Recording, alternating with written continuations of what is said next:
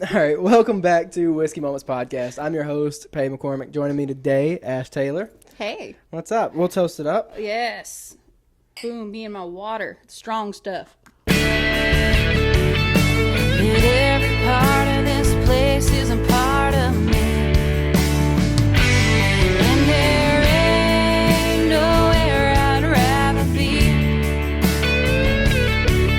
'Cause yeah, I'm proud to say this town built me.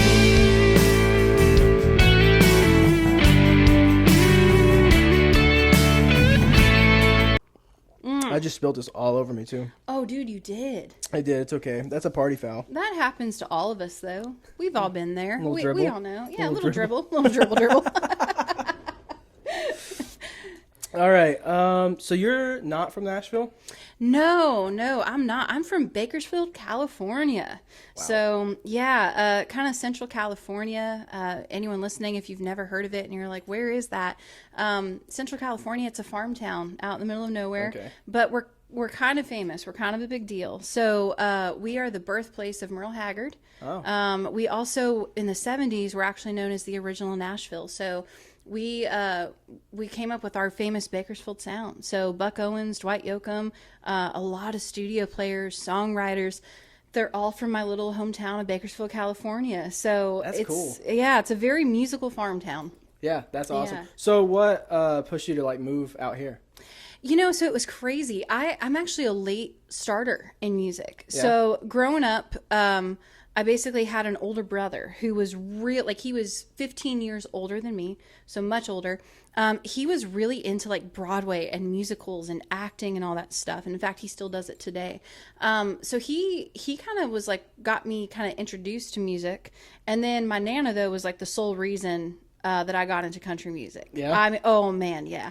Every day in her double wide trailer, man, she would play this cassette tape. I still have it. It's in my studio at home, called Nana's cassette tape, and it literally was songs like Tammy Wynette and Loretta Lynn and all that. Yeah. And growing up in Bakersfield, it's like I was surrounded by music. But yeah, I picked up a guitar at 17. I taught myself how to play out of a How to Learn Method book.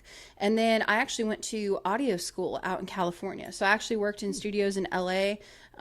So I guess my day job is I have a degree in audio engineering.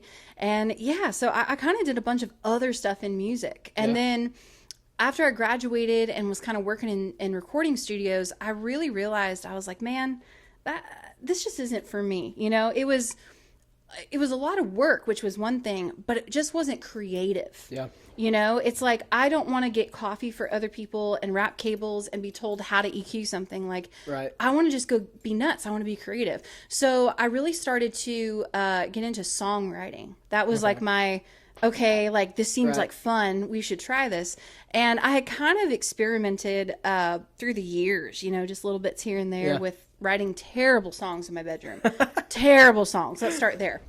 So I was like, let's really dive into it. And so, to kind of make a long story short, I just got into songwriting. And my whole question, though, was in this little farm town where I lived, I'm like, how do you write a better song? How do you do this? Yeah. How does this happen? And so that kind of led me on this journey. And I actually found this online community called Songtown USA. And it's ran by two hit writers, Clay Mills and Marty Dotson. And they actually teach songwriting. And it's a community where you can get feedback and all that stuff. And so I joined, and I got to be really close with Clay, one of the founders. So he's written so many great songs. It's insane. But a couple of them is Don't Think I Don't Think About It by Darius Rucker. Beautiful Mess for Diamond Rio. Mm-hmm. So, incredible writer. But he told me one day, he was like, hey, Marty and I think you're super talented. We think you're great. You're never going to get further if you stay in your bedroom and write songs in Bakersfield, California. Like, it's never going to happen. So he was like, if you want to make this a thing, he's like, we're going to offer you an internship. And I was like, what? So he told me if I could be there in about a month, that I would get to be his intern for a whole year. And I was like, done. So I literally sold everything that I owned, and I jumped on a plane. I took a red eye out of LAX. Yeah. And I just hopped on a plane and moved out here to Nashville. But I had never even been to the state of Tennessee. Never been to Nashville. No idea. So I got here. And I was Clay's intern for a whole year, and I just cannot thank him enough for that opportunity, because that's honestly where I really learned how to write songs. It's where I learned so much about the business and how things work. But yeah, when I moved to town, man, I slept in the backseat of my car for 6 months. I did not have a job. I did not have a place to live. I literally just showed up and was like, all right, Lord, whatever, whatever, you're going to make this work out. I know you are. And so, yeah, so I was one of those crazy people, though, where I just went full bore, head on in, and honestly, best decision of my life. Yeah. So that's kind of how I got here to Nashville. That's crazy. Yeah, I'm a wild woman, I guess. Yeah. I look back at that now, and I'm just like, oh, man, I hope I never have a daughter. I did some dumb stuff. But I was passionate, though. Yeah. And, it's like I wanted to write songs so bad. And it's like I was willing to do that. And it wasn't until I was in town for probably about 1.5 years, 2 years, that people started telling me, hey, you're not a songwriter, you're an artist. And I'm like, well, what does that mean? I don't understand. And so then that kind of led me on the path of being an independent artist. And honestly, man, I have the best job in the world. I really do. And so I've lived a lot of lives in music for sure. But I mean, being an artist and getting to write my own songs and, tour and make music and video, like every aspect of that job, I absolutely love. So I'm really happy. That's awesome. Yeah. That's crazy. That's a cool story. Thanks, man. I I like appreciate that. it. That's, yeah. I mean, other than maybe living in the back of your car, but Yeah, it was what it was. But, I have to it say, crafted you into who you are now. It did. And I have to shout out, the amazing community that we have here, though, in Nashville. We're all kind of trying to do the same thing. And sure, there might be some competition at times. But do you know how many people that when I moved to town were like, they would find out I'm sleeping in my car and they were like, you can come stay on my couch. Hey, have you met this person? We should write sometime. There was a lot of that, which really made me feel welcomed. And there was a lot of people encouraging me where I was like, I can do this. I can stick this out. I got this. So great community. I mean, that's so I awesome. was, So what did your family think when you were like, I've learned that you just don't say certain things. right? You just don't tell them. No. Why say anything? Why? Just do it, and then And then on tell the them back later. end, yeah. And then tell them later. When you've made it through all that, and you're on the back end, and you're like doing good, and you're successful, then go tell your mom what you did. Yeah, that's like what I did with high school. I was like, now that I'm out of college, now I can tell you what I did in high school that you didn't know about. Exactly. And then she's like, what made you think I didn't know about it? And I'm like, cool. Yeah, you thought you were keeping a big secret. Yeah. You really so weren't. then I'm like, then do you want to know what I did in college? And they were like, no. Yeah, so I was like, we don't. Yeah. Fair. Oh, So man. we moved here, I guess 5.5 years ago, but it was like random. We have no family here. Wow. And I'd never been to Nashville, which we moved to like Cookeville. Oh yeah, I know Cookeville. Yeah. We moved there when we first moved to Tennessee, and it was Valentine's Day weekend of 2020. So it was February 2020, and a month later. I know what happened. So a month later, the tornado hit. Yeah. And tore through half of Cookeville. The next month, COVID hit and shut the whole place down. And it was insane. I mean, we were there 6 months, and she wanted to work downtown, and I was like, you're insane. That's an 1.5-hour drive. Yeah. And I was like, you can take a job down there, but like I told her, I was like, don't complain about the drive if you're gonna do it, because it's gonna be wild. because it's yeah. So she took the job, and I mean, it was like 3 weeks, and she was like, wow, I hate this drive. And I was like, cool. So I guess I'll start looking. And I had some people that came to my gym that were like, stay away from these areas when you're moving closer to Nashville. So I was like, all right, cool. And then they're like, this area is really rich. This area is really rich. May not want to look at this area. I was like, cool. And we just like picked a spot on the map and I didn't even look. We didn't come and look at the apartments. I picked the complex and was just like, can you get me in? And I was like, can you just set the keys on the counter? We'll move in on a Saturday. Never been here, nothing. Sent our deposit, everything electronic. And I opened the front door and was like, whew. Wow. It's nice. Yeah. Oh, this is a nice place. This is nice. Yeah. So that was crazy, but we still don't have any family, and it just came here with I mean, not with nothing, but like with nobody. Right. So which that is was hard, man. It's kind of weird, like especially because in when COVID hit, like you weren't meeting anybody either. No. You couldn't go out. You weren't doing anything. So it was definitely an adjustment.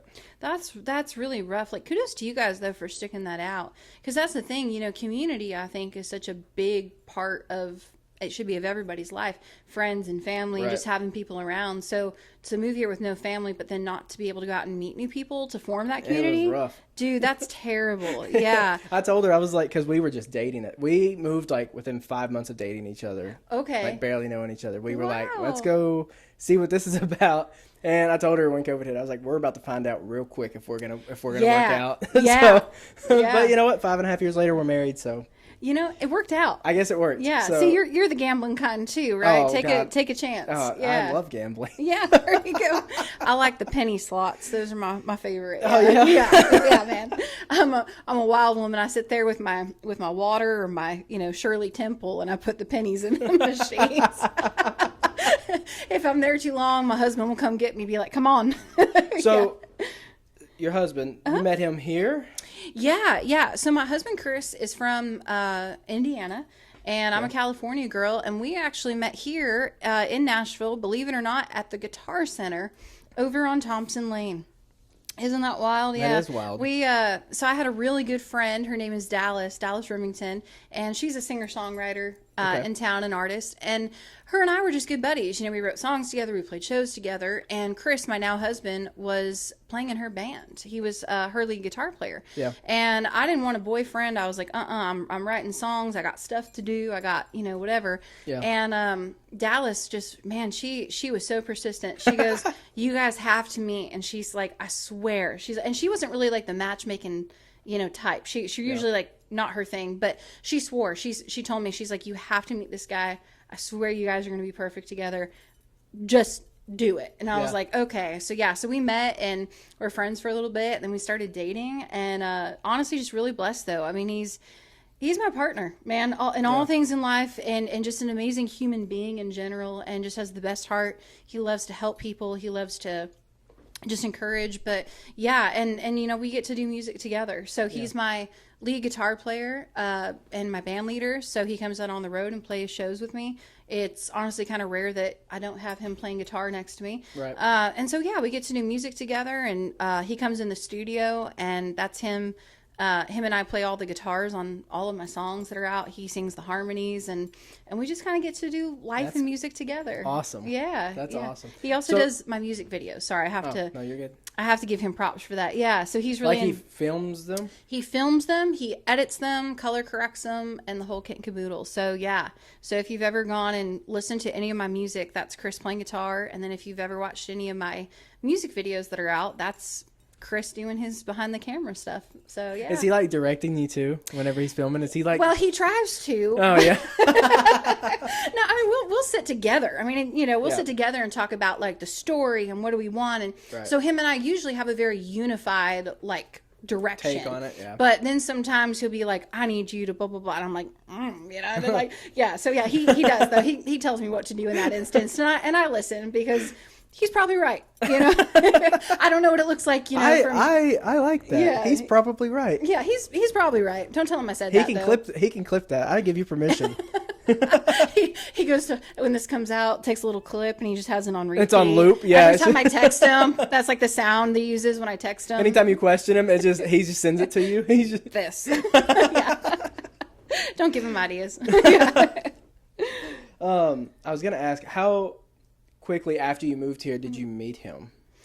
Oh gosh, a couple years. But probably I was in town for probably about, I guess it would have been four years or so, I guess. So you were kind of established here then. Yeah. As far as yeah. It wasn't like fresh out of living in the car. No. Yeah, I've met a lot of great people here in town, but yeah, I like I said, moved here to write songs for other people, and that's actually what I did for quite a while, and I still do. I still enjoy that. Songwriting to me is the most important part of the process. But yeah, I was in town as a writer for a couple of years, and so by the time he actually met me right before my first record dropped. So I kind of started to become an artist, and it took me a lot of time. But I released so we met in, let's see, I hate dates and math, but so we met in 2018. Okay. And my first record came out in January of 2019. So we met in the fall of 2018, and then early that next year in 2019 is when my first album came out, which was my first time of like, I'm going to be an artist. Yeah. Just, it's been an incredible couple of years. And, you're talking about the pandemic and the shutdown. So we actually got engaged 2 days before the lockdown happened. Oh no. Yeah. So we went up to Gatlinburg and he popped the question. It was just beautiful. You know, it was great. And we don't watch the news apparently. So we're walking around happy in love. We're getting married. And man, we were in Gatlinburg. You could just walk into anything. Like people had just started not to go out. And we were walking into like Paula Deen's and all these places and just celebrating and no idea. And then we literally came back home and it was like the day we got home, it was like, and I'm like, whoa.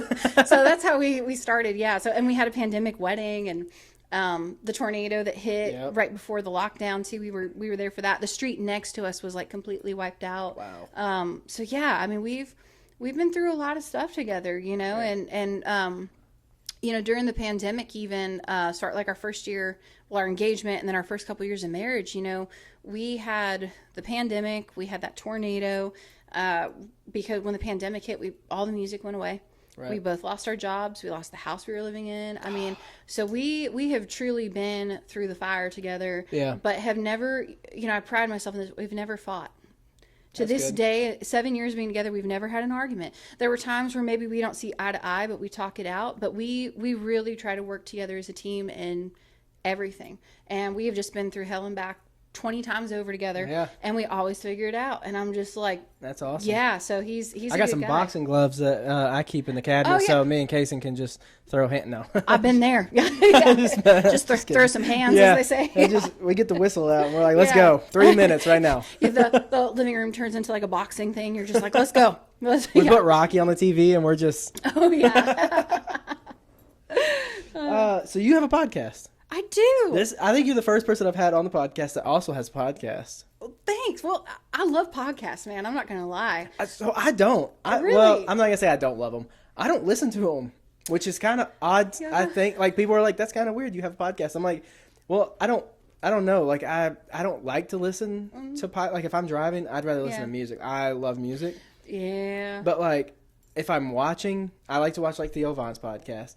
Good one. Like Joe Rogan has a good one, but I don't watch it. Like I watch clips. I'm a big clip guy. Like, his are so long for me. Yeah. I love Joe Rogan. I just watched his episode he did with Miranda Lambert, and it was so good. But I kind of want to watch something from start to finish. I don't know why. Yeah. It's like I have to watch all the way through, but I'm like, bro, this podcast is 4.5 hours long. Like, no exaggeration. Like, so long. I need highlights, dude. But yeah, I think you're so good at having a podcast. That surprises me. And I don't listen to, like, my wife listens to them, and she's like listening to them on her phone. She's like, have you heard of this podcast? I'm like, nope. She's like, have you heard of this one? I'm like, nope. I was like, I'm sorry. Like, I probably should have. And I'm like, if I do hear of them, it's because she told me about them. But she listens to like true crime podcasts. Oh, yeah. That's like her thing. I feel like I'd be friends with your wife. I'm just letting you know. The true crime is the key to my soul. Like, yeah.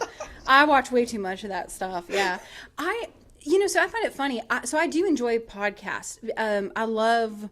I love especially podcasts. Like true crime is my guilty pleasure, but I feel like I learn a lot about the music industry and stuff, you know, and I think, I don't know, I guess the way that I moved here, not really knowing anyone or anything or whatever, I'm very much, I feel like a self-learner, I guess. Like I taught myself how to play guitar. I love to learn things. Right. And so I feel like if someone especially someone I admire, you know, in the industry or whatever, is on a podcast, it's like, it's so different from an interview, and they're probably going to ask different questions. Right. And so I'm like, oh, I want to get inside their head. I want to know what goes on. Right. I also have my own podcast because truthfully, everyone requested that I have one. And I was like, oh, okay. So yeah, I had fans tell me for a long time. They were like, if you had a podcast, I would listen to it. And I'm like, well, you know, what am I going to call it? You know, what's the theme? It's got a cool name. Yeah. Asphalt. So ASH-PHALT. So like asphalt, but asphalt. And yeah, it's a podcast though, just all about life on the road. And man, so I just started it actually in June of this year. So it's only a few months old, but I just finished up releasing the last episode for the first season. And so it's awesome though. But the idea behind the podcast is it's me telling, you know, my crazy road stories, which there's no shortage of.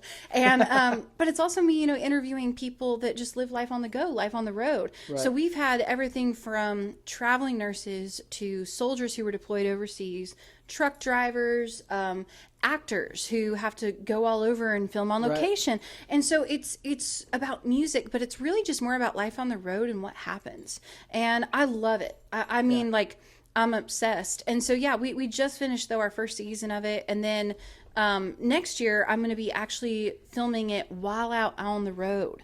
Because I have so many tour dates. So we're literally like backstage at places and venues, or, have people over to the house and just kind of film some in person. But yeah, we're going crazy with it. And I'm just loving it, though. So many good stories. So many good stories. That's what I was going to ask. Is it mainly like Zoom right now?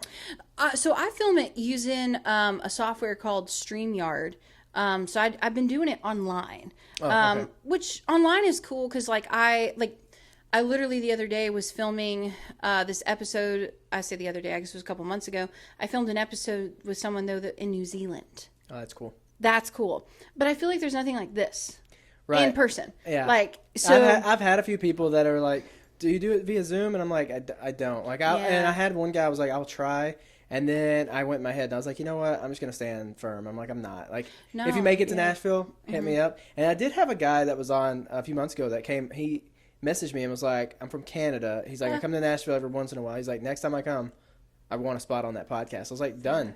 And he was like, he drove to Florida from Canada, drove all the way to Florida, vacation, and on his way back, he stopped in and got on the podcast. And I was like, that's cool, man. It was cool. I was like, he came all the way from Canada. And I have another guy from Canada that wants to get on. I'm like, just let me know if you come to Nashville. Like, I was like, I don't know what else to tell you unless I come to you, because it is a portable like setup. Like, I can take it with me. But yeah, I like this. Like, I like the in person. The only kind of like slightly weird thing is that I do have a lot of people coming into my apartment. Yeah. I mean, luckily I haven't had any weird like, which is good, scenarios. Yeah. Yeah. Cause that's one reason too. Well, I also feel like I didn't know, when I had the idea to start the podcast, like a lot of people suggested I do it. I didn't really know if anyone was going to listen, though. Right. Because I'm like, well, I'm a musician. But, the more I thought about it, for me at least, I was like, well, really, I'm a storyteller, right? It's like I write songs. Like, that's kind of my job. This is just an extension of that. But then I was like, do I want to have a bunch of different people in my house? Would they feel comfortable? Like, I'm going to have to, like, do some rearranging. I'm going to have to move some guitars out. Like, what do you do? Right. So, yeah, that's kind of why I started doing it online. Yeah. Just to kind of like check it out. And there are things that are cool about it, but I'm like you, I think in person. That's why we finished this first season, and luckily it was, a pretty big hit. The podcast is doing really well, and I'm like, okay, so like how can I make this better? And my first thing, I turned to my husband Chris and I was like, I'm taking this on the road. Like we need to be filming episodes like in the green room, wherever, or at least doing them in person, because there's nothing like this type of a connection. Right. Hands down. Totally agree. Yeah. It's fun. I mean, it is. I just started this one in January. So. Oh, so you're pretty new to Oh yeah, not even a year in. So. Come on, man. I am excited. I missed it for Halloween because I should have filmed an episode where we dressed up in costumes, and I missed it. But there's a Santa hat right there. We got Christmas specials coming. Come on now. It's coming soon. It's that time of year. Yeah, it is. It is. Yeah. So we gotta get through Thanksgiving, though. We gotta get through Thanksgiving. I gotta get my turkey first. And then, exactly. And then we kind of progress into the into it. Which, speaking of, now we'll do a Would You Rather. So I'll tell them, like, I wrote some Would You Rathers for Ash, and then I realized that Thanksgiving's coming up, so I kind of redirected a little bit. So we'll go to one of those. Okay. Would you rather cook all the food for a Thanksgiving meal or do all the dishes? Do all the dishes. Because I am not, I can cook, okay? Mm-hmm. But I'm married to a chef. So when my husband Chris is not playing guitar with me, we were talking about a YouTube channel where my husband is writing a cookbook. So I'm married to a chef, okay? And that's what we call marrying up, ladies. Because if you're like me and you don't like to cook, so here's the thing, I love to do dishes, though. That is... Okay, so that is like my quiet time. Oh, yeah? Oh, my gosh. I will sit. I don't care how many dishes there are. I put on music or a podcast, and I sit at my kitchen sink, and I do my dishes. And I've had song ideas hit me. I will ponder life's deepest things at my kitchen sink. Interesting. That is so I will do the dishes every day. No problem. Don't ask me to cook, though. Because you getting takeout. You get We're getting that Cracker Barrel special. Yeah, Cracker Barrel special. I just saw a commercial. Popeyes, I guess, is doing Cajun turkey. I'm like, you may be getting Cracker Barrel Cajun turkey from Popeyes, but yeah. My husband, like last night, like I came home, my husband literally made caviar bites. because he was like doing this recipe and he's like, check this out. And I'm like, are we having caviar like on a Friday at like noon? Like, is this my life? If I was in charge of cooking, he'd be eating a bowl of Honey Nut Cheerios. Yeah, like, you know, got some ramen noodles. Yeah, exactly. Yeah. Little mac and cheese from Kraft. Yeah. Yeah. That's awesome. Yeah. All right, so let's see, where am I at here? Who would you say your biggest influences are in music? Ooh, you know, there's so many good ones, but I think the main pillars, always and forever, Loretta Lynn, hands down, is the first one. The first country song I ever heard was Coal Miner's Daughter. Oh, yeah? And I just really admire Loretta Lynn for the way she wrote songs. She sung about a lot of things that were not popular at the time. I just love her. I love everything about her. I love the person she is and everything. So Loretta Lynn, Buck Owens, of course, being from Bakersfield, huge influence on me. He was the first guy to really bring playing a Telecaster into country music. I don't think a lot of people know that. So kind of having that, if you listen to my records, that very guitar driven type of music and all that. Big Buck Owens. I mean, just huge. Is your hometown is it like a touristy place it used to be because of who has come out of there? It definitely used to be. Yeah. So there's a place in town, and unfortunately, this is the heartbreaking thing. So it literally just sold. But we have a place called the Buck Owens Crystal Palace, and so it literally looks like a giant Western saloon. That's cool. Yeah, it's pretty sick, man. Garth Brooks and Trisha Yearwood actually got engaged there. That's even cooler. So it's literally like a giant honky tonk and dance floor, the whole 9 yards, and it's a museum. We also have there's like several historical landmarks. So, and then there's a Kern County Museum, which I was actually just at in April. So they took Merle Haggard's childhood home, right? And they completely restored it and everything. Wow. And they brought it and they stuck it there on the lot where it belongs. But yeah, there's a lot of people that used to drive through that would just like, you know, go take a picture in front of Merle Haggard Highway, or, you know, here's the saloon that Merle Haggard robbed that sent him to jail. Like, I mean, So it used to be a huge tourist place, especially if you were into country music. Massively huge. Unfortunately, nowadays, though, you know, it breaks my heart, but it's not doing what it used to be, and that's okay. But hopefully, maybe I can bring it back and kind of help revive that movement, because again, it's incredible musicians, great music, right? Yeah. I kind of feel like Nashville's kind of taken on the whole country music, like, you know what I mean? Like, when people think country music now, they're like, they think Nashville. Immediately it's Nashville. Yeah. It's crazy though how many people though, when I say I'm from Bakersfield, if they're like a true country music fan and they know that when I say I'm from Bakersfield, it's like automatic street cred. They're like, you're cool. Automatic street cred. But yeah, I mean, Buck Owens though, I mean, he has to be like a huge influence of mine. And I would also say Brandy Clark. I don't know if you're familiar with Brandy. I'm going to send you links to her music. Okay. She is for starters, an amazing artist, has won some Grammys and whatever. She's also an incredible songwriter. And I think you would know a lot of the songs that she's written. Oh, yeah. So she wrote Mama's Broken Heart for Miranda Lambert. Okay. Better Dig 2 for the band Perry. She just wrote the new Lainey Wilson, Miranda Lambert, Reba McEntire song Trailblazer. If you listen to records, I mean, she has Carly Pearce songs or whatever. Oh, yeah. Incredible songwriter. But she actually became an artist a couple years back and started putting out her own records. And she, by far, is just my favorite writer in town. And her vocal delivery and all that, man, it just kills me. Just incredible songwriter. So Brandy Clark is definitely on my list of inspirations. I strive to be as good as writing as she is. And I would say the last one, which may actually be the biggest one, is Gretchen Wilson. Really? Yeah, dude. So I'm going to tell you a funny story about little Ash. So I always have to say Gretchen Wilson. So when I was I guess it would have been about 13 or so, I was sitting in my grandparents' double wide out there in California. And my Nana, like I was saying, was just this huge country music fan. Like, she introduced me to everything. And she always had on, when she would like clean her house or be cooking supper, she would do CMT, country music television. So there's this one day, and I remember it like it was yesterday, and I was sitting in their living room on the couch, and CMT was on the TV, and it said CMT World Premiere. And so I'm like, oh, okay, what's this? Well, Gretchen Wilson came flying off of a four-wheeler singing about being a redneck woman. And I watched that music video, and I turned to my Nana, and I said, that is what I want to be when I grow up. And she said, what, a redneck? And I said, hell yeah. I thought it was the first record I ever bought was Here for the Party. Uh-huh. It was the first record I bought. I mean, I was obsessed. And I think, you know what it is, like looking back, if you go back to that period of country music, we had a lot of amazing artists. I mean, no doubt, man, there were so many. But no one was like Gretchen. And Gretchen, to me, seemed very much like the girl next door. Mm-hmm. You know, there was a lot of, like, the Faith Hills and, like, you know, just these beautiful girls that could, you know, sing, and they were just gorgeous and, like, a size 0. They looked like Barbie dolls. Mm-hmm. And then there was Gretchen Wilson. And when you're a poor kid in California sitting in a double wide, this Barbie doll, like, that is so far from who I was or anyone around me. And so I think just watching Gretchen get up and do what she did, it was like, I could do that. Yeah. Right? Like, she's just like me. Like, okay. And so I think that was a huge part. And honestly, I think that's what really got me into songwriting, though. Mm-hmm. Because, you know, she also at the time was like the only woman or one of many artists that was writing their own songs. You know, back in those days, it's like you had all these amazing songwriters and they'd pitch their songs but it's like Gretchen wrote these songs. Right. And so I was like, wait, you can write songs for a living? Like, that's a thing?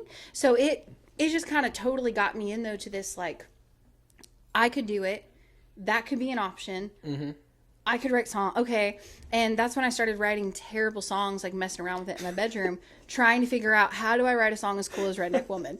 And I don't know if I've ever still done that, but my God, I'm still trying, man. You know? That's what got me to write terrible songs. Yeah, that's what got me to write terrible songs. They were, well, you had to go through that phase to get to the good stuff. You do, though. But, you know, I think that was the thing, though. For me, that's what lit the spark of, like, I could do this, but how do I do it? How do you write a good song? How do you do that? Like, so yeah, and then it just kind of became like an obsession, you know, making records and all that. Gretchen Wilson, man. Oh man, she's wild. She is wild. I haven't heard that name in a minute. Yeah.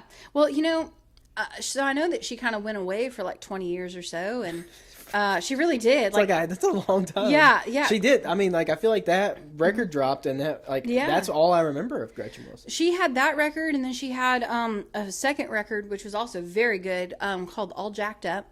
And she's put out, like, a few things here and there, but, like, she hasn't been doing nothing. And so now, though, she's in the studio working on music again, which I cannot wait for. And she's on that new country music show, The Road, over on CBS, Paramount Plus. Uh-huh. She's the road manager. And I'm like, that's kind of cool. Why didn't y'all call your girl for that? Okay. But yeah. But, you know, and that's the thing, though. For me, though, it's like, Gretchen's kind of like disappeared. But I still remember the first time I saw and I'm like, that's what I wanted to do, though. Like, she still inspires me to this day. So that's cool. Yeah, man. I hope one day I get to meet her and thank her for being a white trash broad. I'm proud of her. You know, like, use those words too when you meet her. Do that. Yeah, dude. She'd probably be like, "Yeah, thanks, man." Yeah, she'd probably give you a high five. Yeah. So you just released an extended version of This Town Built Me? I did, man. Right? Yeah. So tell me a little bit about that song. Sure. So I wrote a song called This Town Built Me, and I wrote it by myself. I wrote it last year. I was getting ready, actually. We were on tour, and we were going to be heading to California for a week of shows. We were going to be playing a different city every night, that type of thing. And we closed that run of shows out, though, playing in my hometown of Bakersfield. And we were going to hang out there for a few days and spend time with family and that kind of stuff. And so because of when my husband and I got together, when we met and got married during the pandemic, it was hard really to go home to California, right? It's like, yeah, that's not happening. So this was the first time that I actually got to take Chris back to see my home. Like, we're going to fly across the country. Here's where I'm from. This is my town. And of course he's heard all about it and all, but I'm like, man, I got to, what do I show you first? Like, I was so excited. And I'm like, so I got to thinking about it. And I was like, do I show you like this church where I found the Lord? Do I show you where I had my house, my first job? Like, what do I show you? Because I know this town has played such a huge part in who I am and shaped me. It made me who I am. It really did. And so that's kind of what I was thinking. And from that, me just kind of pondering that over, came the song title, This Town Built Me. Yeah. And so I just kind of sat down and I wrote the song really quick. It came probably within like 30 minutes. And I knew I wanted to do something different, as I would say. And so what we did is I wrote the song and, it's sat down in our living room, sat Chris down, and I played it for him, just me and my guitar, and was like, here's the song. And, it was standard, you know, what we'd expect, about 3 minutes, you know, 30 seconds, that type of thing. I call that the Nashville special, where it's this is the radio version, right? Like if you want your song played on radio, it has to fit in this format. And so I played him that, and then I stopped and I said, okay, and now I want you to rip out every guitar lick you ever have for the next 4.5 minutes. Like, I'm like, I just want you to go crazy. And he goes, really? And I'm like, yeah. So we released the radio version of This Town Built Me, which has done really well. And then just yesterday, as we're filming this, I released the extended version. So the extended version, I think, is personally really cool. And it's just me basically having fun. Yeah. But it's a 7.5 minute song. And I've had a lot of people tell me that it is essentially the country music version of Freebird by Leonard Skinner. Because, you know, think about that, though. Yeah. And, you know, that goes back to, like, my Bakersfield roots. You know, like, guitar-driven music is really what my people in Bakersfield are known for. And I love bands like the Allman Brothers and Leonard Skinner. And if you go back to those days, it's like, man, we used to have these amazing guitar players and amazing solos. And it's so good.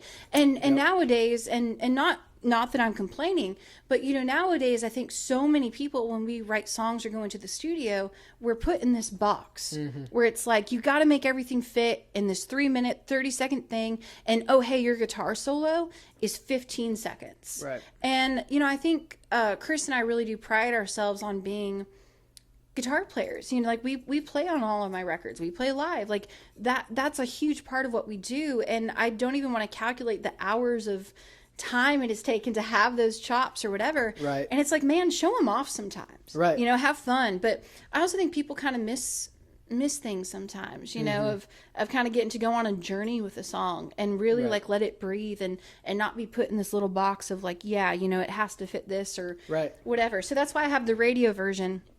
So people, radio stations and other people would play it. But I'm like, this is the extended version. And this is what I think is really cool. And, you know, like I know the song came out yesterday, but man, I got to tell you, we've had such a great response from it. That's awesome. Like it's crazy, but it's fun. Like, and you know, Chris and I clearly on guitars, but we also had my producer, Pat Laster, actually was playing bass on that record.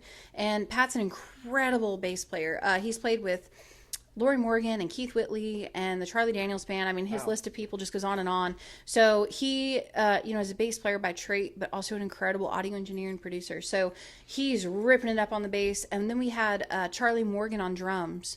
So Charlie has played, he was Elton John's touring and studio drummer for 13 years.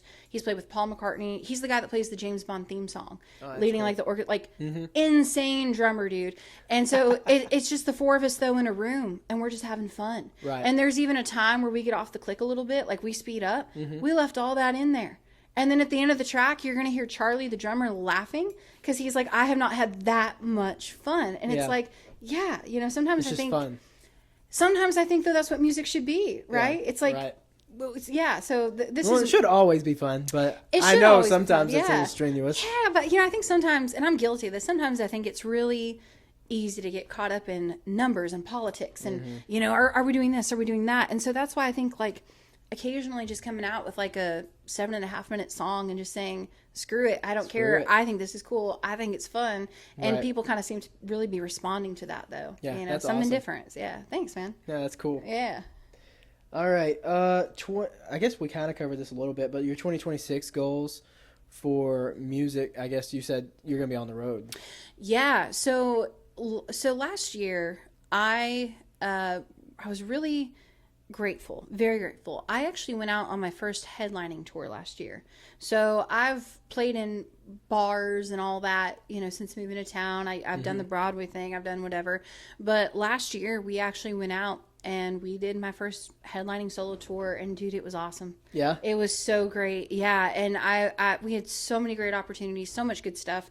And luckily that's continuing now into 2026. Yeah. And so so we're going to be on the road a whole bunch. I also have a lot of new music. I'm in the studio right now. I'm working on a bunch of new stuff. I have several songs that I'm working on. And yeah, you know, we're putting together a new show too for the road.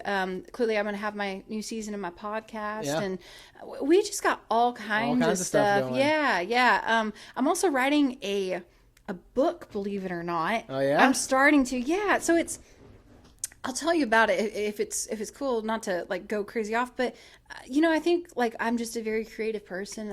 I love to create things, and I'm just having a lot of fun. But I'm actually writing this devotional book. Okay. So it's basically like a 30-day devotional, and it's all about basically like Jesus and country music. So I have like a country music song lyric, I have a scripture, and then I'm going to tell you like a cool little story or something like encouraging and motivational and whatnot, but just kind of like, something fun where I'm just going to write something and kind of, I don't know, share my story and hopefully encourage and inspire others and just be something that will look cool too, that can sit on your coffee table, So yeah. So is that something you're hoping to like have done and published by 2026? Yeah, I'm thinking probably like next fall is my idea. But yeah, man. So that's cool. Yeah, I think it's cool. I just, like I said, I'm a storyteller, and I just think it'd be fun to write something like that and kind of take all these areas of my life, whether it's music or faith or my, ability to tell stories or whatever, and just kind of put it all in one thing and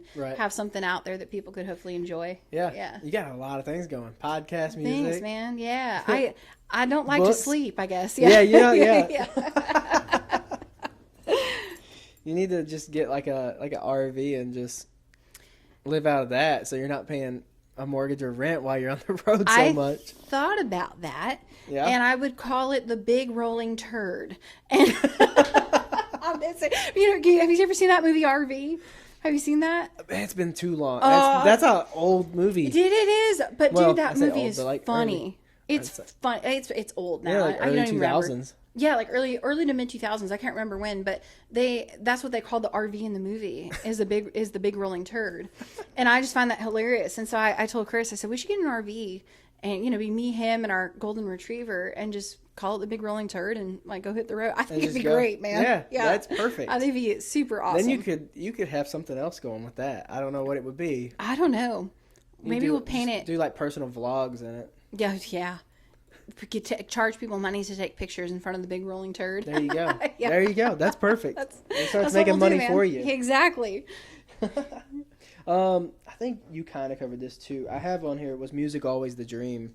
Oh, yeah. Like even like through high school and stuff, you weren't like... I've always been really like a massive music fan. But like I didn't even start playing guitar till I was 17, so I kind of was like a late bloomer. And I think part of that is life kind of got in the way a little bit, and I've been really blessed to live a really good life, but at times a really hard life, and I didn't have the best situation and all growing up, and there's just a lot going on, man. And so I think the idea of when you're kind of down like that and you're going through a bunch of stuff in life, you kind of question your self-worth sometimes, truthfully. I mean, it's the truth of it. And so like I'm an open book, but like, my dad left, actually when I was 18, and I just turned 18 and he left. And, my dad is actually, just a terrible guy. He's been in and out of prison. My mom, is really a great lady, but, has had some struggles with health and different things. And I ended up actually, raising my two younger brothers, when I was 18, and we were homeless and lived in our car for like a couple months too, so I mean, I was going through all that stuff. And so when you're just trying to survive and make ends meet, you don't think, I could move to Nashville and be a country, like that seems so far away from you that you're just in the state of survival. And so, I'm really grateful though for everything that I've been through, because it's like I always was attracted to music. And I think the fact though that I didn't have anything, right, it was like, well, if you do move to Nashville and do that, what are you going to lose? Right. Well, you're not going to lose anything. You're not going to be right. And so I think when I thought about that, and it was like it took away the fear that I think a lot of people would have, where it's like, I don't have the money to go to college. I don't have parents. I don't have so, it was kind of like that thing where it was like, I think it was a good thing looking back. Yeah. And so I'm really grateful for it. And, I share that, like, hopefully to, I don't need pity or anything, but I'm just saying, I think a lot of people feel that way, where it's like they want to do something, but they're like, man, how will I ever achieve that? And it's like, okay, well, if I can do it, you can do it. Right. So let's just start taking baby steps. Right. Let's figure out how to write songs better, and that will introduce you to this person. And you just keep showing up, and you just keep doing it step and step, and then you just move forward. And a year, 2 years, 3 years, 5 years, 10 years, 20 years, it's like you won't even recognize yourself. Right. And so that's kind of my constant like view with life is like, we should always just be looking to keep going and growing. And so it's like I do music, but I think that's why I'm like a podcast and I write books and I tour. And it's like I'm just trying to look for ways to hopefully be growing and not just staying stagnant, and just to kind of keep finding things and sharing things with people that hopefully they find useful and encouraging, you know, to help them in their life and their journey. So. Also, you won't get burnt out on just one thing if you have all those different things going on. Which is true. Yeah, yeah. Because burnout's a real thing, man. I've heard a lot of people that say like songwriting burnouts are like they just, it starts feeling repetitive. Your song starts sounding repetitive. Like you gotta start taking a break. Like, they're like, I have 3 songs and they're completely different lyrics, but they all sound exactly the same. Yeah. And I'm like, I can see that. When I moved to town, I was told, you know, like, hey, you have to write every single day. And so I would write 3 to 4 times a day sometimes. Wow. Like all day. And dude, you want to talk about burn out. Yeah. Like, yeah. So I'm a big fan of that. So yeah, even though, you know, like, and something I've learned too, is there's really like a season to everything. And so what I mean by that is like, I used to try really hard to do everything. I'm going to tour. I'm going to be in the studio recording music. I'm going to write new songs. I'm going to, you know, and then, and you're just all over the place, but you're not actually getting stuff done because you're so burnt out. By the time you go to the next thing, you have nothing left to give. Right. So I see that there are seasons to everything, because what I like to do is, for example, like, I'm going to sit, so like I just wrapped up my podcast, right? So there are days out of the week where I just take one day and all I do is work on my podcast. That's it. Like other days, it doesn't exist. And then there are times where it's like right now we're not touring. It's like that slower time of the year. So this is when I'm writing a lot of new songs. So that's like my priority. So I go in my studio almost every day and I write. And then it's like I know that when the spring and summer comes, I'm touring. Right. And I won't be writing songs and I won't be doing this. And so, you know, it's having like figuring out your balance. But so I've just learned like there's a season. Like there are days where you are going to write a lot of songs, and that's good. But it's like you don't need to write a song and tour and do that like every single day. You're going to be you're just and I'm speaking from experience because I have done it. And I'm just like, man, I wish that's like the thing I wish people would have told me when I moved to town. Right. You know what I mean? It's like, it's okay to be different and think outside the box sometimes instead of just doing the formula that everyone else tells you is good, because and maybe that works for them, but sure in the hell don't work for most people I know. Yeah, I think the best advice anybody, as far as like starting out too, is like to actually just start. Yes. Like I think a lot of people just like question it and they're like, think a lot about like what other people are going to think too, so they don't start. I honestly think that's what hindered me from doing the podcast for like, because I had the idea for like 3 years. Oh wow. And never like jumped on. I never did any kind of research into it, and then I finally was like, you know what, if I just start, like if I just buy it, I'm going to be forced to hook it up to learn how it works and to like do it. So I was like, I'm just gonna force it. I'm just gonna force it to happen. No, but I totally agree with you. Are you like a big Mr. Beast fan? Do you know who he is? I see his clips. I mean, I don't follow him necessarily, but I know. Yeah, he's a pretty successul guy. Like, super successful. Very successful guy. But, you know, he's, I guess, like the biggest YouTuber in the world. And, you know, he started playing, he started making videos when he was a kid. And so, but he talks about this. I don't know if you've heard about this. And I agree with you. Like that idea of you have to be perfect at something, or something has to be perfect before you release it. It doesn't work. Right. Because you can think you have it perfect.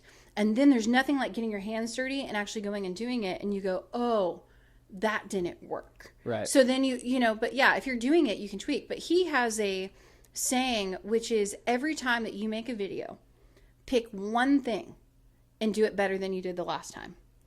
And he goes, and by the time that you make 1,000, 10,000 videos or whatever, you'll have it down. You'll have it down, yeah. And then you're going to keep doing that. Right. And you just get better and better and better. And then it doesn't become overwhelming, though. And so, you know. You're not trying to fix everything all in once. Yeah, man. Yeah. No, because you can't. So, yeah, I agree with you, though. I think just getting out there and doing it is how you're actually going to figure out what works and what doesn't. Right. But there's a lot of fear and anxiety and what will people think. And you know, whatever. But you know, I think if you look at any successful person, that's also kind of what they do is, you know, you try something and if it doesn't work, you tweak it. Right. And if it's, you know, you have to figure that stuff out for yourself. But yeah, totally agree. Yeah. Cool.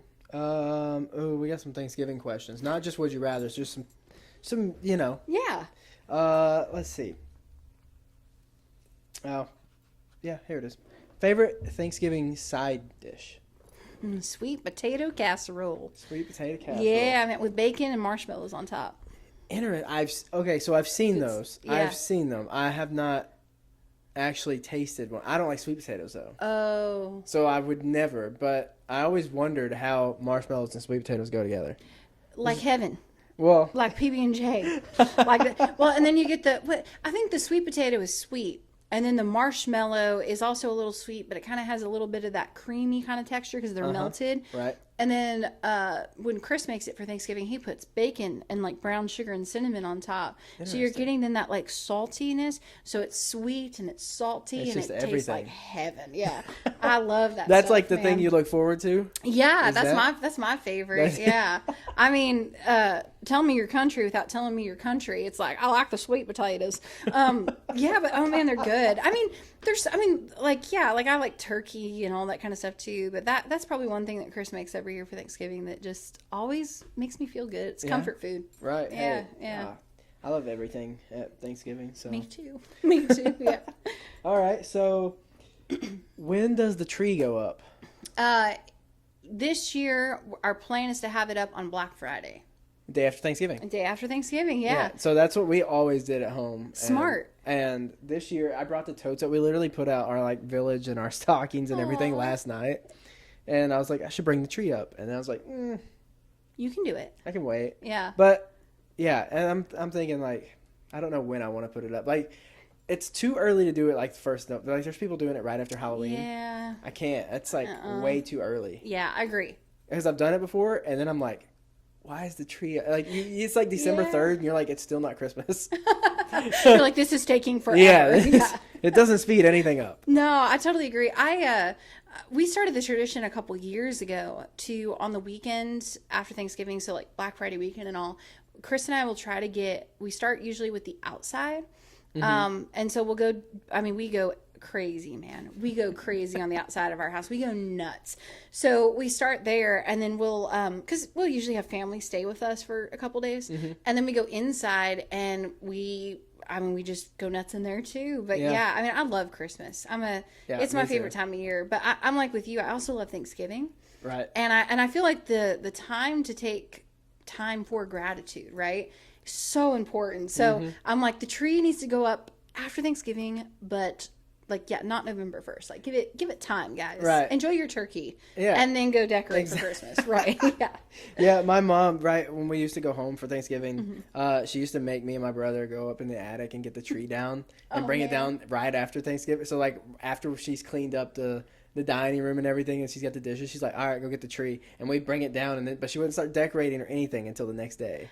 Smart. But she needed it brought down. Yeah. And I was like, yep. So that's like burned into my head. I'm like, I don't know if I can bring this tree up until right. until after like mom would not approve of this. It needs to be yeah. I love it. Okay, let's see. I've like sprinkled them in so weird in here. Do you have a favorite family tradition as far as like for Thanksgiving? Man. Like, do you have a thing that you like, something that you look forward to each year as far as like not just the food part? Yeah. You know, we started this tradition actually. Chris and I did the first year we hosted, where we go around the table and we have everyone say something that they're grateful for that year. And that is actually a really cool thing because, you know, of course it's like we're all eating great food and we're hanging out and having a good time. But I think like just stopping and doing that and hearing what everyone is thankful for really puts things into perspective sometimes. And it kind of really solidifies what that holiday is about. Right. So that's my favorite part. Yeah, those are always the ones that make me sweat too. Oh, really? People are like, oh, we're going to go around the table and see what you're grateful for. And I'm like, what do I say? Yeah. And the wheels start turning, right? The wheels start turning. You're like, and then you listen to everybody else. And I always think about, I'm like, how long is theirs going to be? Like, are they going to talk for 2 minutes, 2 minutes, 3 minutes, 30 seconds. Yeah. Like, I need to craft mine based Yeah. on the 3 people in front of me. Like, No, that makes sense. I think too this year, ours may be a little bit boring because I think we all kind of know what we're all grateful for. But my so 2.5 weeks ago, my nephew was born, and so first baby of the family, first grandbaby, first anything. And, dude, I'm obsessed with that little guy. So and everyone probably is going to be like, his name's Liam. He's just like the cutest little dude. But I'm like, it's probably just, I mean, but you know, something like that really does change everything. Right. And so, yeah, so I'm just obsessed with that kid. And I think he's so cool. Lion King, hold the baby up over the table. Yeah, we are thankful for you. Yes. Can we just unanimously say for the table? Yeah, because I feel like that's what everyone is probably going to say. Because, you know, it's like you get your family grows, man. It's just a beautiful thing. And, you know, I mean, we're already talking about like, man, I can't wait till he's old enough to actually like eat Thanksgiving dinner with us. And I'm already looking at Christmas toys for when he's like 5 or 6, you know, and we can really like, you know, get stuff out and like, yeah, Aunt Ash is going to hook them up, you know. There you go, yeah. Playgrounds and my brother has 5 boys, so. Oh, bless you. Bless you. How's the uncle life treating you? It's good. When I posted, I told you about on Facebook, I posted about the subscriber thing. My sister-in-law commented and she was like, I'll only subscribe if you promise to take all 5 of them for a weekend. And I'm like, is it worth that one subscriber? I was like, yeah. I was like, yeah. But yeah, they're crazy. They're good though. I like it. But they are. It's just all boys. Yeah. See, I grew up with 4 brothers, and I'm the only girl, and so I was kind of afraid. I won't lie that they were going to have a girl because I'm like, oh no, they cry a lot. They have a lot of feelings. I'm like, I hope it's a boy because I'm like, I think I would just be a great boy aunt. I'm like, I can show him how to play guitar and like, you know, here's all these things. And I was like, let it be a boy. And sure enough, it was. And I was like, thank you, Lord. And so, yeah, so I'm just like, can't wait till he's older. Yeah. So I'm just in love with that kid though. He's so great. He's so cute. They always are. They always are. Let's see. We'll jump into another Would You Rather. Yeah. All right. Would you rather eat amazing food with terrible company or terrible food with your favorite people? Terrible food with my favorite people. Yeah. I feel like I would too, even though it's disgusting. Yeah, yeah. Well, I don't know if it'd be disgusting. Could be like burnt. Yeah. It's, to me, I think it's like, I feel like if you're with the right people, anything that you do, though, can be at least funny or it will become a good memory. Right. Of like, do you remember when we ate that terrible whatever and it was god awful and we were like, whatever. So, yeah, but I feel like good food, but if I hate everyone around me, I'm just like. Not having a good time. Yeah, you're just not having a good time. And then I think that makes that food not taste as good. Oh, yeah. Good point. Yeah, that's my hot take. That's smart. Yeah. I don't even know if it's a hot take. It's logical. It's logical. I did have on here to ask about your 9 to 5, or if you're doing music full time, but you kind of answered that. Yeah. No, I'm doing music full time. I've been really blessed to do that. That's been a goal of mine, man, for a long time. So I've been able to. I did music full time for a little bit, and then the pandemic hit. And so that was really rough. And so then I had to go back to getting a day job and whatnot. But yeah, I've been doing music full time for the past 2 years. Wow. So that's cool. Yeah. I've heard everybody I've had on is like, you should just do it. And I'm like, I don't do music, but thanks. Maybe you should. They were like, no. They were like, you should just quit your 9 to 5, just retire. And I'm like, nope. No. I was like, I got bills. They were like, I was like, bills are nothing. Yeah, no. Yeah, it's like, nah. Can't do that. Can't do that. Okay. I'm sorry. I'm trying to read through some of this. I wrote a lot of stuff down. He got all the questions. And you still kind of covered this too. I asked if you played downtown much. Yeah. So back in, what was that? 2016, 2017. I actually used to play. I had a weekly gig. I'd play actually 3 nights a week over at Alan Jackson's bar. Wow. Okay. So yeah, which I loved. Mm-hmm. But yeah, so I played at Alan Jackson's bar for a year. Like I said, I had a reoccurring couple of shifts there every couple of nights a week. And then, I played down at Famous Saloon. I've done Hank Williams Jr. I've done a lot of the Broadway stuff over the years. You don't do it much anymore, though? You know, I decided to get away from that, honestly. And for starters, Broadway musicians, kudos to them, man. Because I don't think people realize that is a rough It's consuming. Gig. Very It's consuming. a rough gig. I did it to where I would have my couple nights a week that I would play, like at Alan Jackson's or another bar. And at the time, I was still working a day job. I was working at Guitar Center, selling guitars, doing my thing. Mm-hmm. And then on top of that, though, I would like teach guitar lessons. And then on the weekends, I would go load up my guitar into the back of my car and drive a few hours, and I'd go play at a bar somewhere out of state. Whew. Yeah, I don't like to sleep apparently. Yeah, you really don't, dude. Those are rough days, though, man. I'll tell you what, those are rough days. But the thing with Broadway, is you're there, and it's a great learning experience. I want to start by saying that, because I really learned that if I do not get these people to like me and pay attention, I'm out. Mm-hmm. And it's really rough. It's just like playing in bars. Like, you cut your teeth and you got to learn real quick what's up. So it was a great learning experience. I learned a lot. I appreciated the opportunity. But the money, I felt like, was, there would be nights where I'd make several $1,000s and it was just me and my acoustic and I'd be rolling in the bank. Mm-hmm. And then there were nights where I couldn't, make enough to cover my parking. And so it was pretty wild. Not to mention, though, you sit there and you play music, like, you don't stop. Yeah, for like 4 hours, right? Yeah, you don't get a break. You cannot get up and go to the bathroom. You cannot, whenever, you go straight through, man. And so that was just really, that was a lot, though. Mm-hmm. So I learned, though, I did that for a while, and I'm grateful for the opportunity, and I learned a lot. But when I really started to become like an artist, it was like, well, wait a second.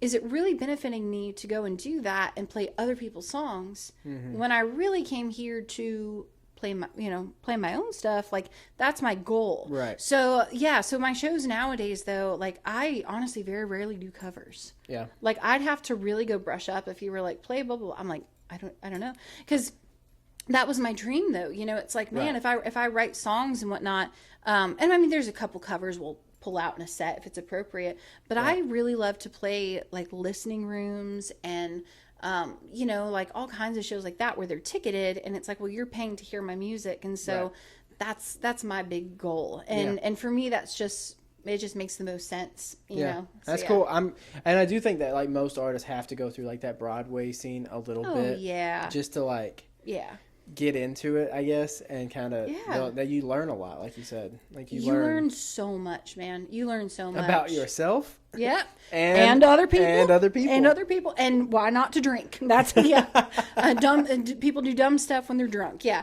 No, it's just part of like the experience, though, and I think that's the thing. Again, it's just always pushing. So where I'm at right now, though, all my shows for the most part are all original music, and that's kind of what I do, and that has its own challenges and things, but I'm really grateful for that. And then, it's like what you try to build on that. And so like, this next year, like, I'm trying to now take a full band out on the road if I can, and do full band shows, and do this and do that, and can we play stadiums, can we do this? Like, you're always just searching for the next thing, but you kind of start with the bars. That's where we all start. So I don't know if I could, even if I played music, I don't know if I'd want to do that. I just don't like downtown. Me neither, bro. I'm going Wednesday nights downtown for the CMA Awards for like a party type thing, and it's going to be a lot of fun. But I literally was like, I'm going to be downtown. There's going to be a lot of people there. Actually, I think I saw that because I thought about going. What is it? The 18th. 19th, Wednesday the 19th. Yeah, the CMA Awards are happening here in Nashville over at Bridgestone Arena. So pretty cool. It's pretty neat. Yeah, I saw some pre-shows. Some of the guys or people that I've had on are playing. It's going to be fun, man. Spots. Yeah, it's going to be fun. It's a lot. It's Nashville. It's a lot. Yeah, I usually like to watch them at home in my pajamas. That's where I usually like to watch the CMA Awards. But this year though, I'm looking forward to it. So we're actually I'm doing a collaboration with Hey Dudes, the shoe company. So Jelly Roll, we all know Jelly Roll, right? I got that email. Yeah. The Hey Dude collab with Jelly. Yeah, I actually got that email too. Yeah. So are you doing it? No. So the reason why I went round and round with later. Okay. The one that's I guess that's through the social thing. Yeah.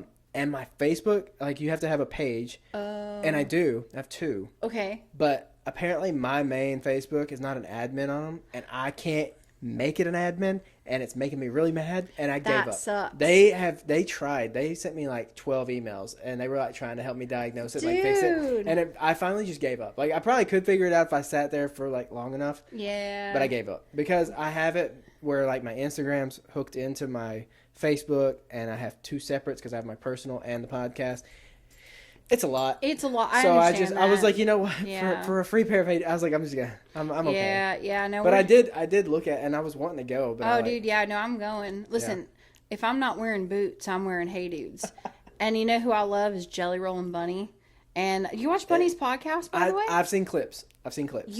You can watch full I don't episode. watch podcasts. You gotta watch full episode. I know we talked about this, but you gotta watch full episode. Yeah, I'm looking forward to it though. So yeah, that's the only reason why I'm going is I'm like, oh, okay, cool. Like we'll go do that, and you know, if I get to meet Jelly Roll and Bunny, I'm down because they're cool. I feel like they could be my best friend. I wonder how many people are actually going to be that, like they got the email. Yeah, because it came to my personal email, which was not even the podcast email. Like I have the podcast email, and then I have my personal page. I wonder how they found you. Maybe through Instagram, maybe or it had to have been. That's the only place my emails. Okay. Yeah, I mean, I'll do anything for a free pair of Hey Dudes. Yeah, right. I'll do anything. I tried. Yeah, I was like, I was like, you know what? I'm giving up. Like, it was. Yeah, you were like, this is not worth. It was so much. It was literally like 15 emails between their social team. Oh, dude, that's a lot. Yeah. You know, I gotta tell you, I don't really care for Meta, the Facebook, Instagram stuff. Now, I love Instagram. But I hate that it's connected with Meta and Facebook. That's what they were like. We need to show that you have an Instagram account connected to a Facebook page. And I'm like, yeah, I'm showing you. Like, I was sending them screenshots, and I was like, it shows it right here. And they were like, yeah, but we need it on later. I'm like, yeah, I get that. But for some reason, it's not letting me. Yeah. My Facebook page actually got hacked, and I had to start it over and everything. I hate Facebook with a passion. Me too. But Instagram is like my bread and butter. I love Instagram, man. Like, and especially like if you're an influencer, if you have a podcast or whatever, like I don't have a Facebook page for my podcast. I have everything from my artist stuff, but for my podcast, I'm like, I literally just need Instagram. Like, that's what I need. Thank you so much. Like when you start doing it in person, though, I'm telling you, TikTok's where it's at. Oh yeah. I thought about doing like a separate TikTok. Yeah. TikTok honestly is where the podcast does the best. Yeah, is TikTok, because someone told me not long ago, they were like, you know, when people get on Instagram, they're not looking for short clips of podcasts. I was like, you're right, and that's all I post. Solid. Like, I was like, TikTok is where it's at for podcast, for like clips, and I was like, that's smart. And then like YouTube Shorts. Yeah. I like just started playing around with it. I get more views on YouTube Shorts than I do anything else, and it makes no sense. It makes none whatsoever. It makes no sense. It's so crazy. You know, I had a video, by the way, on TikTok, because I'm not really a TikToker. I don't want to shock you with that. Like, I don't dance really. You know, so I'm like, I don't know. But I had a video do really well on TikTok. Like it has like 75,000 views or something like that. And you would think, oh God, is it one of your great podcast episodes? Is it this incredible song that you just put out, Ash? What is it, Ash? What made you go big on TikTok? It's me making candles at Dollywood. That's it. Mm-hmm. That's it, man. The algorithm makes no sense. I'm like, all of that, like, nah, like, we'll give you a couple thousand views, like, you're cool. But here I am, I'm like in a Bucky shirt, I have like no makeup on, like I just like rode this water ride, and I'm just like, I'm gonna make a candle, and it's like, and I do it, and I put this like, it's like a 15-second clip of us making candles at Dollywood, and of course I put Old Flames by Dolly Parton on there as like, the little audio portion, because I'm like, if you know, you know, and I'm like, I'm brilliant, and and it's like, gosh, this girl's great, 75 of that. I'm like, are you serious? Are you? But that's, it is. It's really weird. It's wild. I have shorts that I think will do great on TikTok, and then they don't. Yeah. And then I had like my one that has, I think it has 39,000 views. All it is us talking about Ella Langley. Isn't that wild? It's not anything. It's not a joke. It's not a would you rather. It's just us talking about Ella Langley. Ella Langley liked it, which was cool. That's wild. And so did her manager. And I'm like, this is crazy, but like, why that clip? So like, obviously I pinned that one, but like, it was one of my first ones. It was probably back in like February or March.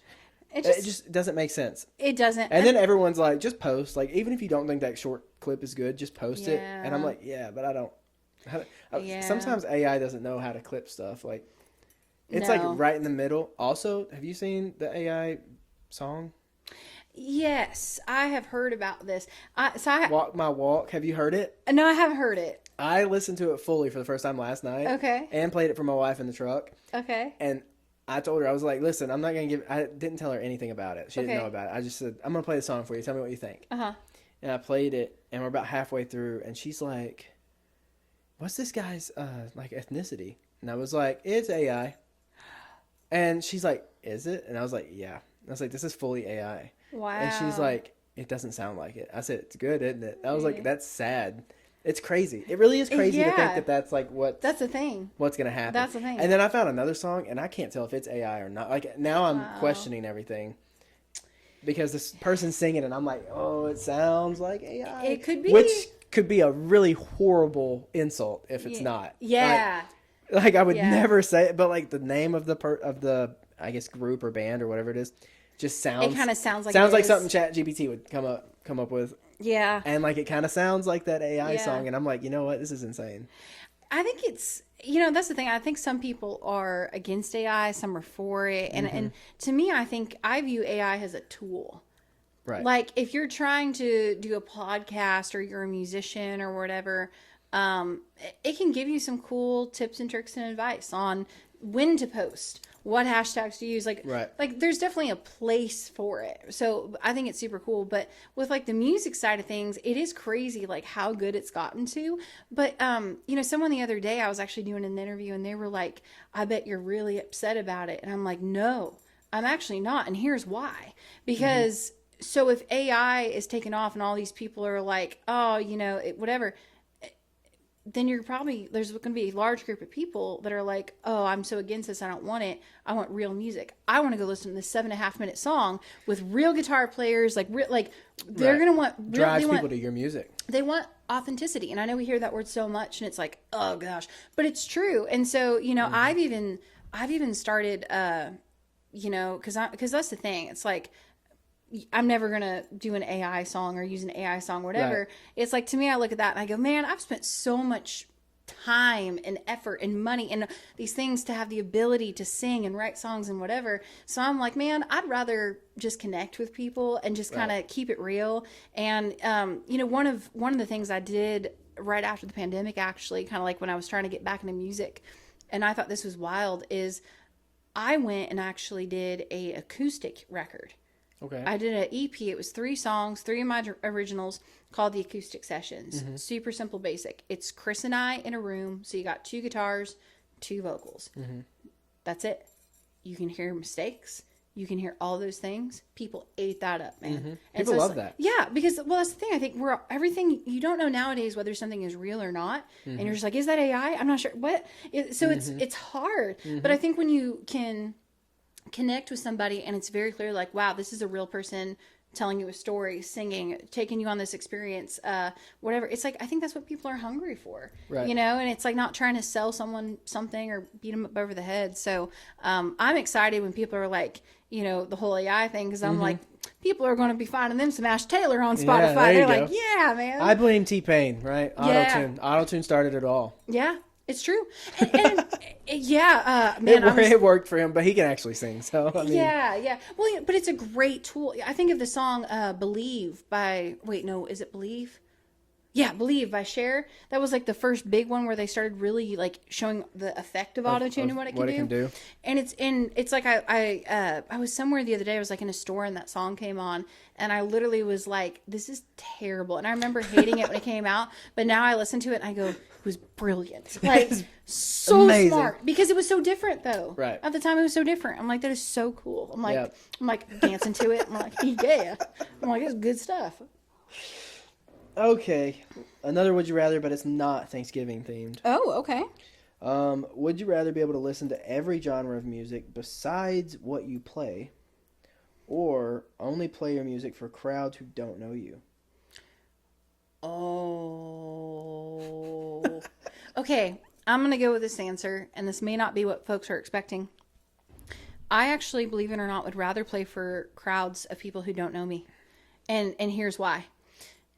It is technically my job as an artist to get in front of as many people as possible that don't know who I am. Right. And so I actually really enjoy playing for groups of people, being an opening act for someone outside of the genre, whatever, because I feel like there's a better chance you don't know who I am, and so therefore now you do. So yeah, I know that may surprise people, but it also for me is like this thing in my brain where it's like I know if I'm somewhere like at a country music festival or whatever, you like the music that I play, and I know that, and I appreciate that, and I think that's great. You probably even know who I am, maybe to an extent. What I really love though is like going to like there was this one time, for example, so do you remember the rapper Cisco? This may be like way before your time, but like no, sounds like like a weird name for a rapper. It's very wild, bro. I think he had this like, okay, the only reason I know who this guy is because I opened a show for him and I had to look it up. So funny story from the road. Here we go. So yeah, so I would rather though play for people that don't know who I am, and I think this is a great example. So I actually got asked to play, this was in 2019, a show out in New York, Albany, New York. Now I thought, ain't nobody like no country music in New York. Why are they asking the country kid? But okay. So yeah, it was at a college, and it was like a music festival they were having, and they asked me to come play it, and I'm like, okay. And it was awesome. And so I was like, okay, great. So we drive up to New York. The headliner, there were all these bands, disco, I mean, like you name a genre, and they kind of had a lot of people. Well, the headliner that night was this guy named Cisco, who was a big rapper from like, I don't even know, the early 90s, 2000s, something like that. Okay. And I guess he had like a couple big hit songs or whatever. And so I was a nervous wreck, dude. That is an 18-hour car ride. And I'm sitting in that car and I'm going, why am I doing this? Because there's no way people that listen to that guy are going to like country music. Plus I'm doing original stuff. Like, you know, like I was nowhere near as confident as I am today. And I was like, I don't know about this, guys. I don't know. Anyhow, so we get there, and yeah, dude, it was totally outside of my scene. Nothing like I'm used to doing. Way out in left field for me for multiple reasons. Okay. And we show up, and I'm getting ready to go play, and it's freezing cold. I mean, just so cold, man. It's like down in the 20s. And my guitar will not stay in tune. It's just too cold. I can't feel my fingers. It's like whatever. And so, man, I walk out on stage and I'm like, okay, I'm probably going to no one's going to give basically a crap, you know, keep it clean. But no one's going to care, right? It's like, So I walk out. I make it through my first song. Crowd erupts. There's like 3,000 people here, dude. Okay, 3,000 people. I go to play my next song. It was my current single. The entire crowd sung it back to me. And I'm like, what? What? Like I cried, like tears, man, tears. And so it was just at this college campus in New York. So I got off stage, and then I had like a line of meet and greet. And so I'm like sitting there, and I'm sitting there talking to people. And it was a lot of people saying, yeah, you know, I really don't usually listen to country music, but we found out you were coming, and we checked out your music, and we love it. And now we're listening to country music. And so, but that's the thing though. And I'm like, that's how you build an audience, right? And it's like good music, genres or whatever. Like, yeah. So I'd rather play though to people that don't know who I am and know nothing about me. Yeah. And to me, it's like I'll make fans, but in my mind, it also is like you better bring your A game home, girl. Like you better really work this crowd. You really better go do it, because you have a lot at stake though, you know? So yeah, so that's my hot take, but I'll play for people that don't know my name any day of the week. Yeah. I feel like that's probably like the right answer to that one. Yeah. Especially for artists. Well, you just don't want to get too comfortable. Right. You don't want to. And if they don't know who you are, maybe they will by the end of your set. Yeah. You know what I mean? And the thing is here's the truth of it too. Whether you like it or you don't, you still know my name. So I don't really care, you know? But yeah, I think sometimes like people forget that aspect of it, because it's like, oh, that's my job, is to get my music out in front of as many people as possible. Yeah. So that happened to us. Well, it didn't really happen to us, but we went to see Sam Hunt, and he had an opener, and I cannot remember her name to save my life, but I was like, I'm not gonna like this. Yeah. Like, I was like, I don't know any song by this person, and I ended up downloading one of her songs while I was in the crowd, because I was like, this is actually pretty good. Yeah. I'm like Shazamming it out loud, trying to get it to pick it up. Yeah. So yeah, I wish I could remember her name. Yeah. I don't know who it was. Well, you know, that's the thing though. But like, even if you get a download or something like it's just worth it. You know what I mean? So yeah, but I think that's the thing too. That's why I really like opening for people sometimes, because it's like, again, it's like you're not you're not the headliner. So a lot of people didn't come here to see you. Came to see they them. came to see them. So that makes you work way harder. Right. And so it's kind of like a, come on. Like, Yeah. so yeah, I feel more pressure. Yeah. I feel more pressure. And there's always going to be people in the crowd when you're opening for someone like that, because there's always the people that want to be in the front. Yes. You know what I mean? So there's always going to be people that are going to sit there and listen, whether they like it or not. Yeah. They're not going to move. Right. So I view it as my job, like, to make people fall in love with me. That's my there job. you go. Yeah. There you go. It's to make fans. So yeah. So That's perfect. yeah. That's all I got. Well, this is great. Yeah. I Yeah. appreciate you coming out. It was fun. Totally, dude. Thank you. And now I need to do a podcast. You have to. I have to get on somebody's podcast. Do you want to talk about your life on the road? I don't have a life on the road. Go get one and then come back. Oh, yeah. Come be on my podcast. Give me like a year. Let me get on the road. Go on tour, man, for like a whole year. You'll come back. You'll like have gray hair. You'll be like, oh my god, that was a lot. This is the longest year of my life. Yeah, longest couple of days I've ever spent. Yeah. Well, no, man, I appreciate you having me. Like I said, it's really cool. I really enjoy people's podcasts, and I just appreciate you having me on. It's again, it's my job to make fans, and so I love meeting new folks and being able to just talk and share my story. So thank you for having me. Absolutely. Thanks for coming on. No worries, man.